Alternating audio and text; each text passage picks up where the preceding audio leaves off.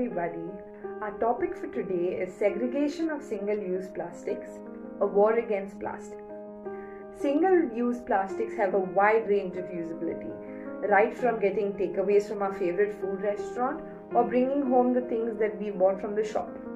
We even use plastic bags or plastic gloves while doing our dirty gardening chores. Basically, single-use plastics are used in so many different ways and therefore are very handy at home. The reason why single-use plastics are so popular among the common men is that they are cheaper than the reusable and eco-friendly plastics. While there are many advantages that we can accrue upon, the reality of the matter is that they pose serious threats to us and our environment. Plastic has become one of the most used substances.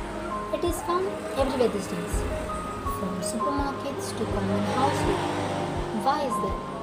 Why is the use of plastic on the rise instead of diminishing? The main reason is that plastic is very cheap. It costs less than other alternatives like cloth and paper. This is why it is so common. Secondly, it is very easy to use.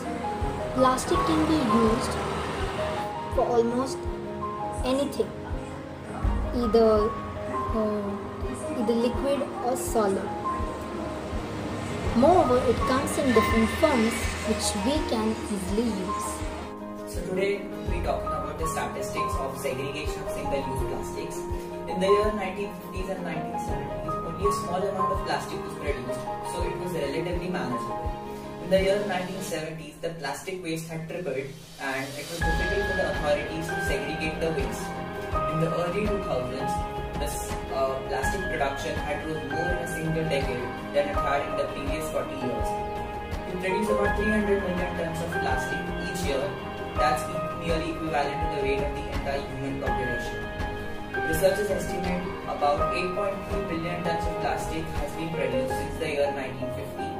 60% of what has been ended up in a landfill. Around the world, 1 million plastic drinking bottles are purchased every minute. 5 trillion plastic bags are purchased every year.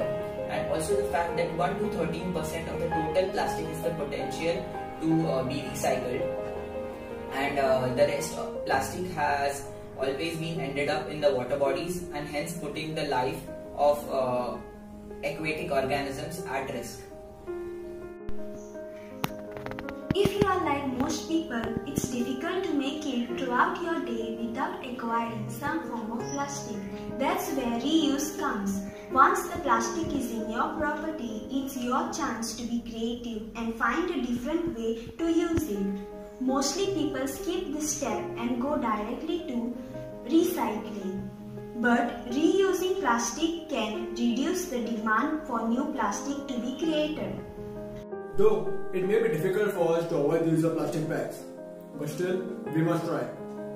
The government has done its part and banned the use of plastic bags, but still we use it despite the ban. We should now rise and start using the other alternatives, that is cotton or paper bags for shopping, aluminum tiffins for food, etc. Recycle. One of the easiest ways to control plastic is to recycle it.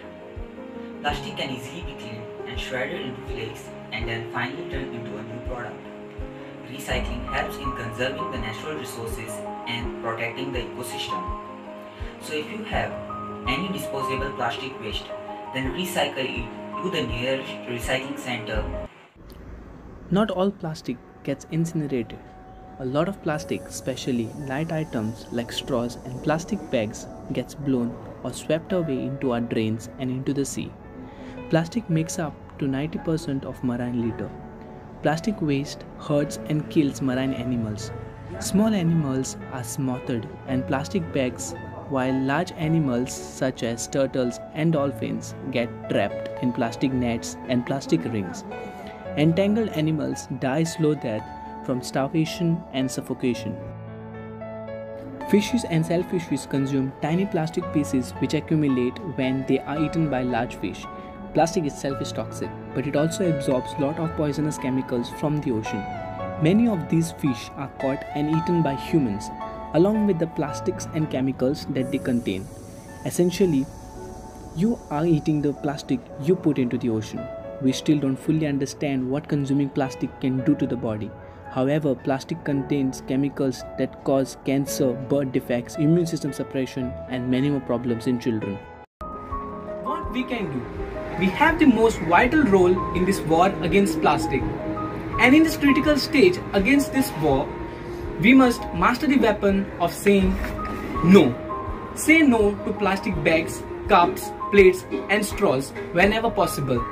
As now we know which type of plastic is recyclable and which is not, try to see for the recycle logo on the pack.